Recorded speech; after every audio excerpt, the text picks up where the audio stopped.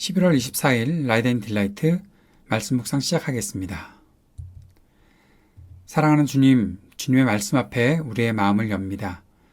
우리를 성령으로 충만하게 하셔서 주님께서 주신 지혜로 말씀을 깨닫고 주님께서 주신 힘으로 말씀에 순종하며 살게 하소서. 예수님 이름으로 기도드립니다. 아멘.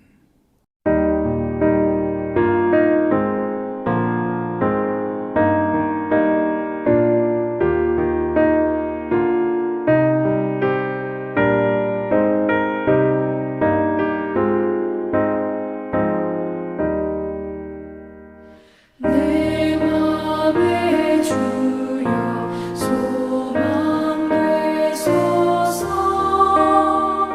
주 없이 모든 일 헛되어라. 밤에나 낮에나 주님 생각, 잘 때나 깰 때 함께 하소서.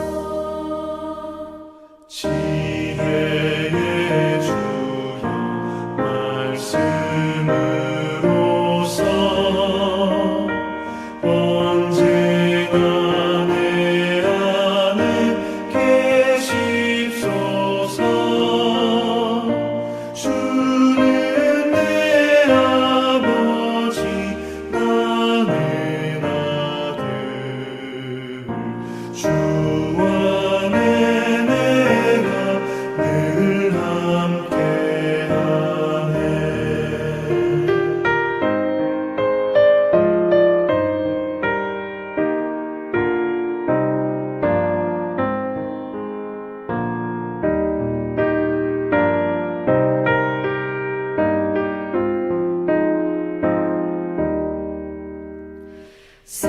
세상의 영광 다 모여도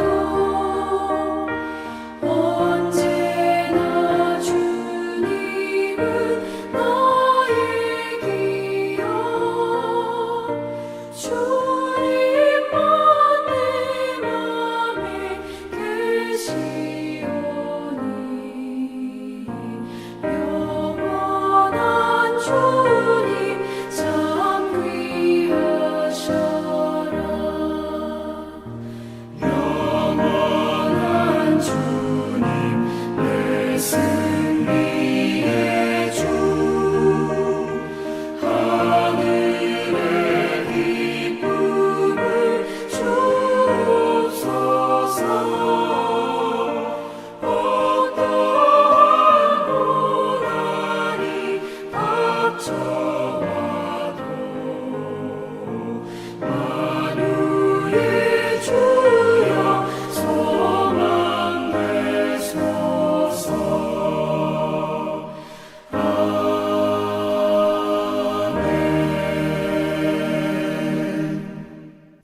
시편 107편 1절에서 16절까지의 말씀입니다. 어저께까지 마가복음 묵상을 끝냈고요. 토요일까지 시편 107편을 묵상한 다음에 대림절 묵상을 계속 해나가려고 합니다. 자세한 안내는 나중에 드리도록 하겠습니다. 오늘 본문 시편 107편 1절부터 16절까지 말씀을 같이 읽겠습니다. 주님께 감사드려라. 그는 선하시며 그의 인자하심이 영원하다. 주님께 구원받은 사람들아, 대적의 손에서 구원받은 사람들아, 모두 주님께 감사드려라. 동서남북 사방에서 주님께서 모아들이신 사람들아, 모두 주님께 감사드려라. 어떤 이들은 광야의 사막에서 길을 잃고 사람이 사는 성읍으로 가는 길을 찾지 못했으며 배고프고 목이 말라 기력이 다 빠지기도 하였다. 그러나 그들이 그 고난 가운데서 주님께 부르짖을 때에 주님께서는 그들을 그 고통에서 건지시고 바른 길로 들어서게 하셔서 사람이 사는 성읍으로 들어가게 하셨다. 주님의 인자하심을 감사하여라. 사람들에게 베푸신 주님의 놀라운 구원을 감사하여라. 주님께서는 목마른 사람에게 물을 실컷 마시게 하시고 배고픈 사람에게 좋은 음식을 마음껏 먹게 해 주셨다. 사람이 어둡고 캄캄한 곳에서 살며 고통과 쇠사슬에 묶이는 것은 그들이 하나님의 말씀을 거역하고 가장 높으신 분의 뜻을 저버렸기 때문이다. 그러므로 주님께서는 그들의 마음에 고통을 주셔서 그들을 낮추셨으니 그들이 비틀거려도 돕는 사람이 없었다. 그러나 그들이 고난 가운데서 주님께 부르짖을 때 그들을 그 공경에서 구원해 주셨다. 어둡고 캄캄한 데서 건져주시고 그들을 얽어맨 사슬을 끊어주셨다. 주님의 인자하심을 감사하여라. 사람에게 베푸신 주님의 놀라운 구원을 감사하여라. 주님께서 놋 대문을 부수시고 쇠 빗장을 깨뜨리셨기 때문이다. 아멘.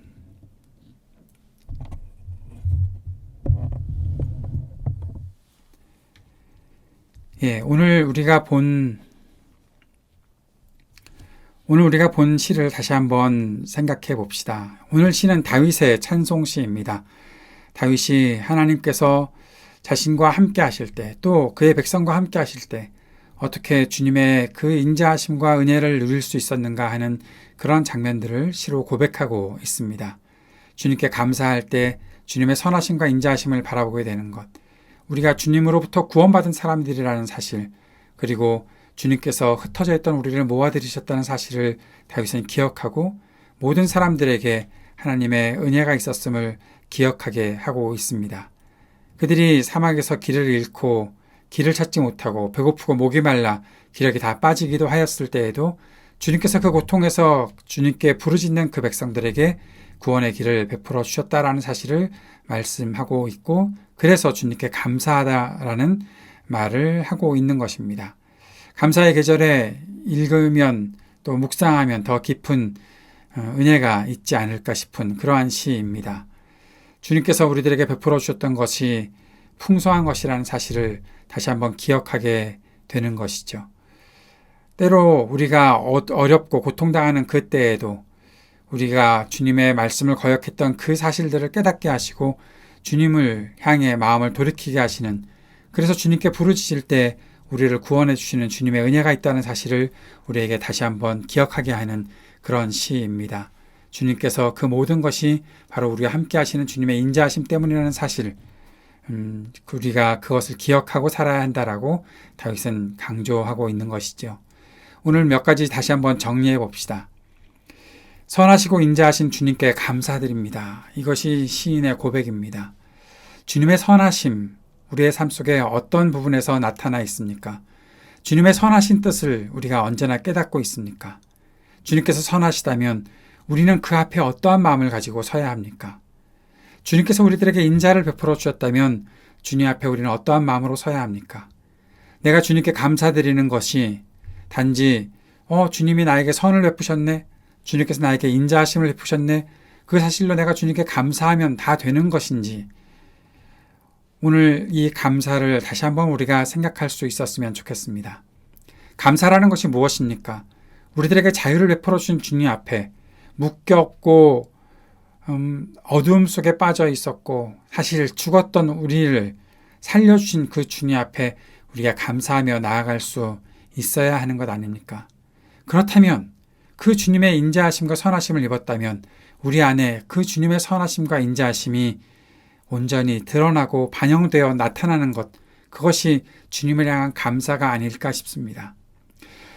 때로 우리의 감사를 돌아보게 되면 결국 그 감사가 내 자랑으로 끝날 때가 많다는 생각들을 할 때가 있습니다. 저는 주님께 이러이러해서 감사해요 하는데 너희는 이런 거 모르지? 나 이런 거 알아? 라고 그렇게 생각하는 것 말입니다. 그래서 그것이 감사드리는 것 같은데 결국엔 내 자랑으로 끝나는 때가 많다라는 것이죠. 주님의 선하심과 인자하심을 경험했다면 그 선함과 인자하심이 내 속에 반영되어 나타나게 하는 것이 아닐까. 그것이 우리들에게 자유를 베풀어 준 주님 앞에 우리가 온전히 그 자유함을 가지고 그 선함과 인자함을 베풀며 살아가야 되는 것이 아닐까. 주님께 드리는 감사가 무엇일까? 그것은 바로 우리가 선물로 받은 이 자유를 전하는 것이 되어야 하는데, 자유를 전한다는 것은 결국 내 속에 그렇게 내가 주님의 사랑과 선하심을 받았어 라고 사람들에게 자랑하듯 떠버리는 것이 아니라, 내가 이러한 것을 받아서 이 선함과 인자함을 주님께로부터 받은 것이니 모두에게 다시 한번 기억하게 하고 베풀기 원합니다. 그렇게 내가 자유롭게 살아가는 사람이 되었습니다라고 고백하는 것, 이것이 진정한 감사가 아닐까 생각해 보게 되는 것입니다. 주님은 우리가 깊은 고난에 있을 때에도 우리를 잊지 않으신 분이라는 사실을 우리가 꼭 생각해야 되겠습니다. 엠마오로 가는 두 제자를 따라가셔서 절망 가운데 빠져있던 마리아를 찾아가셔서 자신의 모든 것들을 다 이제 내려놓고 옛날 일터로 돌아가서 고기 잡고 있던 제자들을 따라가셔서 그들의 그런 절망과 좌절을 가운데서 내가 너를 잊지 않았다라고 말씀하시고 자신의 부활을 보여주셨던 주님이 계셨던 것처럼 우리가 깊은 고난에 있을 때에도 주님은 우리를 잊지 않으시고 주님의 사랑을 나타내 주시고 그 선하심과 인자하심으로 우리를 구원해 주신 분이시라는 사실을 오늘 우리가 잊지 않았으면 좋겠습니다. 주님도 우리를 잊지 않으셨으니 우리도 주님을 잊지 않고 살아갈 수 있기를 바랍니다. 주님께서 베푸신 놀라운 사랑을 누리며 살아야 하는 것, 그것이 주님 앞에 감사를 드리는 우리의 삶이 아닐까 싶습니다. 주님께서 베푸신 이 사랑을 우리가 누려야 하는데 우리는 그 사랑보다 이 세상에 있는 여러 그 세속적 힘에 미워하고 질투하고 억누르고 고통스럽게 하는 그러한 것 속에 빠져 살고 있는 것은 아닌가 하는 생각을 하게 되지요. 내가 주님의 선하심과 인자하심으로 구원받았다면 주님의 그 사랑을 누리며 사는 것, 그 사랑을 베풀며 사는 것, 그것이 우리들이 살아야 하는 모습이 아닐까 다시 한번 생각해 보게 됩니다. 우리의 모든 고난이 우리의 죄 때문이다라고 말할 수는 없겠지요. 때로 그 고난에는 특별한 이유가 있을지도 모르겠습니다. 그러나 스스로 생각할 때 혹시라도 내가 받는 이 고난이, 내가 지금 당하고 있는 이 어려움이 주님의 말씀을 순종하지 않았기 때문일 수도 있지 않을까라고 생각하고 자신을 점검해 보는 것은 꼭 필요한 일이 아닐까 싶습니다. 때로는 모든 고난이 죄 때문이다라는 인과응보의 법칙, 그것이 성경이 말하는 것은 아니지 않는가라는 욥기를 묵상하면서 우리가 깊이 그렇게 성찰해 보고 묵상했던 것처럼 그것이 모든 것에 적용되어서 아니야, 고난받는 것이 죄 때문은 아니야 라고 말할 수도 있겠지만 솔직하게 우리의 삶을 되돌아보면서 내가 고통당했던 것이 결국 나의 부족함, 주님 말씀에 순종하지 않았던 나 때문인 것은 아니었을까라고 생각하고 자신을 성찰하는 것은 마땅히 해야 될 일이 아닌가 생각해야 하는 것이죠. 사랑하는 여러분, 우리가 알지 않습니까? 나 자신이 알지 않습니까? 내가 왜 고난 속에 있는가? 오늘 우리의 고난을 다시 한번 돌아보면서 나는 혹시라도 주님의 말씀을 거역하지 않았는가? 또 주님의 말씀대로 살지 않았기 때문에 내가 지금 겪고 있는 이러한 일들이 있는 것은 아닐까 돌아볼 수 있었으면 좋겠습니다. 다시 한번 말씀드립니다. 모든 것을 또 다른 사람들을 향해 판단하기를 그렇게 인과응보의 법칙으로 판단하는 것은 잘못된 일일 가능성이 많지만 그러나 나 스스로를 생각해 볼 때 나를 건강하게 만들기 위해 나를 주님 앞에 정직하게 만들기 위해 이러한 묵상을 해나가는 것은 분명히 필요한 일이다 생각합니다. 죄책감은 사실 우리들에게 복이지요. 은혜이지요. 그 죄책감에 빠져 사는 것은 좋지 않은 일이겠지만 내가 죄를 저질렀을 때 그 죄책감으로 인해 주님께 돌이킬 수 있는 기회가 있다는 것은 얼마나 큰 복이겠습니까? 그 복을 우리가 쉽게 포기하지 않았으면 좋겠습니다. 사랑하는 여러분, 절박한 상태에서라도 주님은 구원의 손을 우리들에게 내밀어 주시는 분이십니다. 우리가 더 이상 기회가 없겠구나 생각하는 그때에도 주님께 돌이키기만 한다면, 주님을 향해 내 눈을 돌리기만 하면 주님의 은혜가 얼마나 우리들에게 가까이 있었는지를 깨닫게 되는 그러한 일들이 많이 있습니다. 주님의 은혜, 주님의 그 구원의 손을 붙잡는 우리들이 될 수 있기를 간절히 원합니다. 오늘 이 시편이 우리의 삶 속에 힘이 될 수 있기를 바랍니다. 그리고 이 시에 나온 이 기도의 고백들을 우리가 담아 주님께 드릴 수 있었으면 좋겠습니다. 함께 기도할 때 고난 가운데서도 주님께서 함께 하심을 믿고 주님의 인자하심과 선하심을 기대하는 믿음으로 살게 하옵소서 간절히 구하며 나아갑시다. 오늘도 하나님 나라 복음의 일에 쓰임받게 하옵소서 기도하고 세상의 모든 분열과 다툼, 전쟁과 고통이 그치기를 위해 기도하고 몸과 마음이 아픈 이들에게 치유의 은총이 베풀어지기를, 신음하는 지구와 우리 삶의 터전에 희망이 있기를 계속 기도합시다. 청년들에게 미래와 소망을 허락해 주시고 믿음으로 용기 내어 살아갈 수 있는 지혜를 주옵소서 간절히 간구합시다. 약한 노인들과 소외된 이웃들에게 적절한 돌봄이 있게 하옵소서 기도하고 우리 하이브리드 3천명 교회를 위해서 기도해 주시기 바랍니다. 함께 기도드리겠습니다.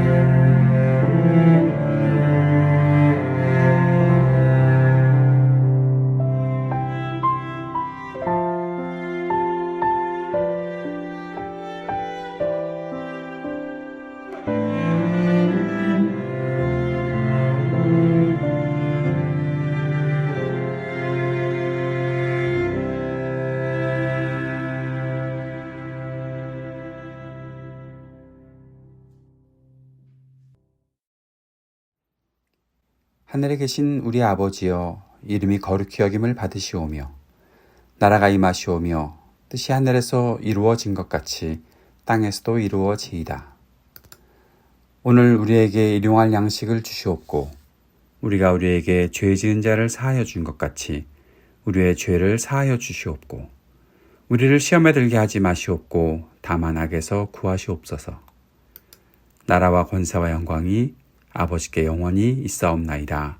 아멘.